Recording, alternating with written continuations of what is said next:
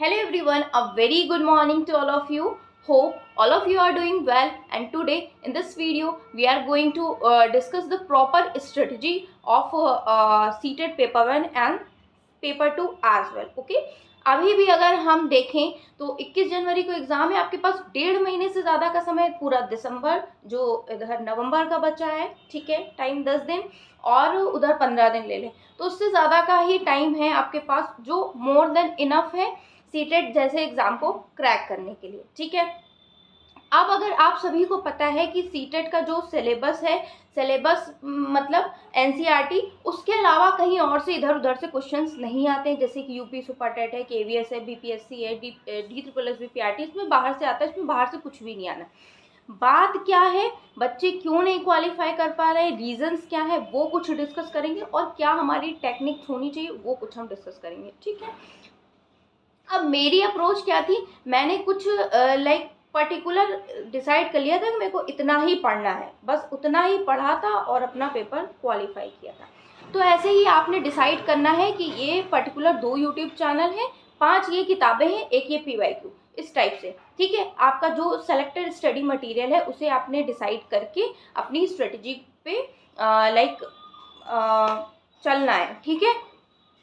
अब गलती कहाँ पे होती है, जो 20 अगस्त को एग्ज़ाम हुआ है उसमें गलती ये होती है कि नंबर ऑफ़ कैंडिडेट्स बहुत कम क्वालिफाई हो पाए, डिसक्वालीफाई ज़्यादा हो गए। रीज़न ये है कि हमारी कभी ये चैनल खोल लिया, कभी वो चैनल खोल लिया, कभी ये बुक पढ़ ली, कभी वो बुक पढ़ ली। इससे ये होता है कि ना यहाँ का ही पूरा हो पा रहा है, ना यहाँ का ही पूरा हो पा रहा है। मान लिए बीच का कुछ एग्ज़ाम में पूछ दिया तो वो हमें आता नहीं है, ठीक। अब ये बात हो गई, ठीक है। रिजल्ट क्यों नहीं आता, बच्चे क्यों पास नहीं कर पाते, बस यही रीज़न है, ठीक है। कि अब आपको करना ये है कि अभी भी टाइम आपके पास इनफ है, मोर देन इनफ है, ठीक है। आप अगर 1 घंटे भी अभी से पढ़ रहे हैं तो आपका डेफिनेटली एग्ज़ाम क्लियर हो जाना है, कोई बहुत बड़ी बात नहीं है, ठीक है। एक सही गाइडेंस, प्रॉपर स्ट्रेटेजी होनी चाहिए, सिलेबस होना चाहिए, आपका आराम से डेफिनेटली क्लियर हो जाना है। अब आपको करना क्या है, इसको क्लियर करने के लिए 3 पोर्शन तो आपके स्ट्रॉन्ग होने चाहिए। अगर पेपर 1 की बात करें, देखिए सीडीपी तो आपका मस्ट है। अगर आप टीचर बनना चाहते हैं तो चाइल्ड डेवलपमेंट पेडागोजी, बच्चे की समझ और इन सब चीज़ों का नॉलेज होना बहुत कंपलसरी है, ठीक है। सीडीपी आप बढ़िया करिए। लैंग्वेज 1, आप एक भाषा तो आपकी ज़रूर अच्छी होगी। मैं अगर अपने केस में कहूँ, मैं हिंदी भाषी क्षेत्र से हूँ तो हिंदी अच्छी है। इंग्लिश की बात करूँ तो भाई मैं इंग्लिश मीडियम हूँ तो मेरी इंग्लिश भी अच्छी है या ठीक है बोल सकते हैं, ठीक है। तो ये 3 चीज़ें आप स्ट्रॉन्ग कर लें। बाकी अगर ईवीएस की बात करें, वो भी एनसीईआरटी से आता है 3 to 5, वो भी आप अपना कर सकते हैं। नाउ शिवा प्लीज़ ना, अगर मैथ्स की बात करते हैं तो मैथ्स में आपको क्या प्रॉपर स्ट्रेटजी होनी चाहिए वो भी हम डिस्कस करते हैं। तो देखिए, अब आपको करना ये है कि सीडीपी के लिए आपके कुछ टॉपिक्स दिए हैं, मान लिए 10-12 टॉपिक दिए हैं, उन टॉपिक्स को आपने डीएलएड किया होगा, ठीक है, तभी आप ये पेपर 1 भर रहे हैं, या फिर जो भी किया है आपके वहाँ जो भी इस नाम से बोला जाता हो, तो आपके पास वो बुक होगी, वहाँ से वो पर्टिकुलर टॉपिक पढ़ लें। या फिर कोई भी यूट्यूब चैनल, मैं किसी पर्टिकुलर यूट्यूब चैनल का नाम नहीं लेना चाहती हूँ, बट स्टिल रिकमेंड कर सकती हूँ कि आप देख सकते हैं। मेरे चैनल पे भी सीडीपी की मैराथन है, या 5 मिनट सीरीज़ को आप देख सकते हैं, या फिर लेट्स लर्न आप सभी ने सुना है, सचिन सर के बारे में सुना है, अध्ययन मंत्रा, बहुत सारे चैनल हैं, ठीक है। आप कहीं से भी आपको जो बेनिफिशियल लगे आप वहाँ से कर सकते हैं, ठीक है। बात यह है कि आपको समझ में आना चाहिए, ठीक है। वहाँ से आप सीडीपी कवर कर लें। अगर आप यूट्यूब देखना चाहते हैं तो यूट्यूब से, अगर आप बुक से पढ़ना चाहते हैं तो बुक से वही टॉपिक्स पढ़िए जो आपके सिलेबस में दिए हुए हैं, ठीक है। यहाँ से ये बात हो गई ना। लैंग्वेज 1 आपकी हिंदी है। हिंदी में आपको क्या करना है, 15 नंबर का पैसेज आना है, 15 नंबर की पेडागोजी आनी है। पेडागोजी 5 मिनट सीरीज में मैं डिस्कस कर रही हूँ, अब इंग्लिश की ऑलमोस्ट हो चुकी है, ठीक है। अब हिंदी की डिस्कस होगी, वहाँ से आप पेडागोजी डिस्कस कर लेंगे 5 मिनट सीरीज में। आप जस्ट कोई काम भी कर रहे हैं तब भी आप सुन लेंगे तो आपका आराम से हो जाएगा। तो पेडागोजी आप वहाँ से कर लीजिएगा, ठीक है। पैसेज की अगर बात करें तो डेली आप या 2-3 दिन में एक पैसेज सॉल्व कर लीजिए, ठीक है। तो आपका लैंग्वेज 1 यहाँ से कवर हो जाना है आराम से। लैंग्वेज 2 की बात करें, मान ली हिंदी ऑप्ट किया था, अब लैंग्वेज 2 आपने इंग्लिश ऑप्ट किया है, ठीक है। अब इंग्लिश के लिए आपने क्या करना है, पैसेज यहाँ पे सॉल्व करना है, ज़रूरी है, वेरी कंपलसरी, क्योंकि इंग्लिश के पैसेज में वर्डिंग होती है वो समझ में नहीं आती। जो नहीं समझ में आती है आप सर्च मारिए गूगल पे, आपको या डिक्शनरी में कहीं भी आप देखिए, उसे समझिए, उसे नोट डाउन करिए, ठीक है। तो इंग्लिश आपके लिए बहुत ज़रूरी है। इंग्लिश बाय नीतू मैम की बुक है, वहाँ से भी इंग्लिश आप स्ट्रॉन्ग करिए आगे के एग्जाम के लिए, DSSS KVS PRT UP Super TET या BPSC, जो भी एग्जाम आपको आगे टारगेट करना हो, ठीक है। तो इंग्लिश आपको क्लियर करनी है। ग्रामर भी, noun to noun, adjective verb, adverb, conjunction, interjection और डायरेक्ट इनडायरेक्ट, एक्टिव पैसिव, है ना, ये सारी चीज़ें आपको क्लियर करनी, और वो cab as well, okay, passage solve करने के लिए ना। 15 नंबर की जो पेडागोजी है वो ऑलरेडी मैंने डिस्कस कर दी है पेडागोजी, उसके क्वेश्चंस और बचेंगे तो वो और करवा देंगे। 5 मिनट सीटेड क्रैक सीरीज इसी चैनल पे ना। अब अगर हम बात करते हैं ईवीएस की, तो EVS 3rd to 5th NCERT की जो बुक्स आती हैं उससे रिलेटेड आपको कंटेंट आता है। 3rd to 5th आप एनसीईआरटी कोई ऐप आता है, उसमें ऐप डाउनलोड करके बुक पढ़ सकते हैं, या बुक खरीद भी कर सकते हैं। 60-70 रुपए की एक बुक मिलती है, इससे ज़्यादा एनसीईआरटी की, इससे ज़्यादा महंगी किताबें नहीं मिलती है। 3rd, 4th, 5th की ईवीएस, ठीक ना। जो 15 नंबर ये यहाँ से आपका ईवीएस कवर हो जाना है ना।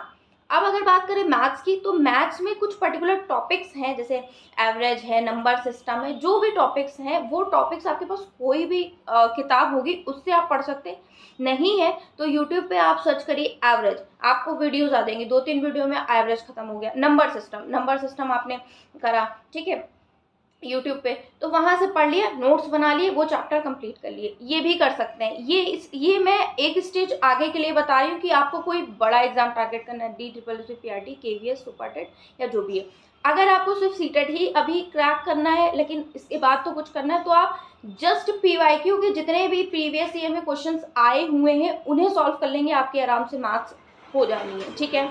उससे बाहर का नहीं आता, ऐसे ही आते मापन वाले भी आते हैं, ठीक ना। जो 15 नंबर की पेडागोजी है मैथ्स में, वो कैसे डील करनी है, वो सिर्फ और सिर्फ आप PYQ करेंगे, वहां से हो जाएगी ना।